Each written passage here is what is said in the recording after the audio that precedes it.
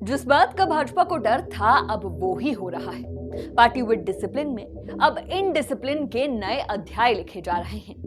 देहरा में समानांतर संगठन खड़ा कर रमेश चंदवाला ने जिस बगावत का आगाज किया है, उस बगावत की आग अब देहरा के बाहर भी फैल रही है। कई और बड़े चेहरे भी इसमें आहुति डाल रहे हैं।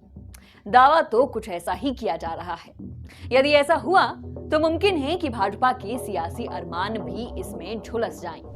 रमेश चंदवाला लगातार भाजपा को ललकार रही हैं और पार्टी मूक दर्शक बनी है। पहले ध्वाला ने देहरा में समानांतर संगठन खड़ा किया और अब हाल ही में चंडीगढ़ में करीब 10 नेताओं के साथ एक गुप्त बैठक की, जिसमें कई पूर्व विधायक भी शामिल बताए जा रहे हैं।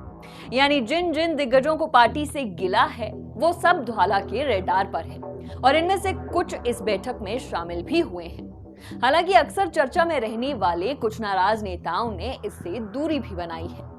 अब इस क्रिया की क्या प्रतिक्रिया होगी ये तो वक्त ही बताएगा। बहरहाल आपको बताते हैं कि आखिर इस बैठक में हुआ क्या और क्या होगी इन नेताओं की अगली रणनीति। नमस्कार, मैं नेहा धमान और आप देख रहे हैं फर्स्ट वर्डिक मीडिया की खास पेशकश सियासतनामा। ध्वाला का कहना है कि सिर्फ कांगड़ा नहीं बल्कि पूरे प्रदेश के विभिन्न क्षेत्रों से नाराज नेता उनकी इस बैठक में शामिल हुए हैं।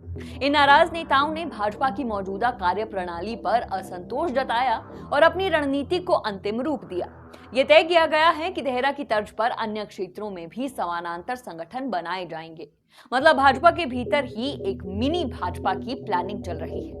ध्वाला ने कहा कि वो जल्द देहरा से पूरे प्रदेश में समानांतर संगठन बनाने की घोषणा कर सकते हैं। यानी ध्वाला द्वारा घोषित बगावत की आग बाहर फैलने वाली है। इस घटनाक्रम के बाद से हिमाचल में सियासी हलचल तेज हो गई है। राजनीतिक विशेषज्ञों का भी मानना है कि यदि ये नाराज नेता सच में अलग राह पकड़ते हैं तो भाजपा को इसकी भारी कीमत चुकानी पड़ सकती है, खासकर तब जब इस बैठक में कई बड़े नेताओं की मौजूदगी की संभावना भी जताई जा रही है। दरअसल प्रदेश भाजपा में कई वरिष्ठ नेता पहले से ही असंतोष की आग में जल रहे हैं। कुछ को 2022 के विधानसभा चुनाव में टिकट नहीं मिला तो कुछ 2024 उपचुनाव में बाहरी नेताओं की एंट्री की भेंट चढ़ गई।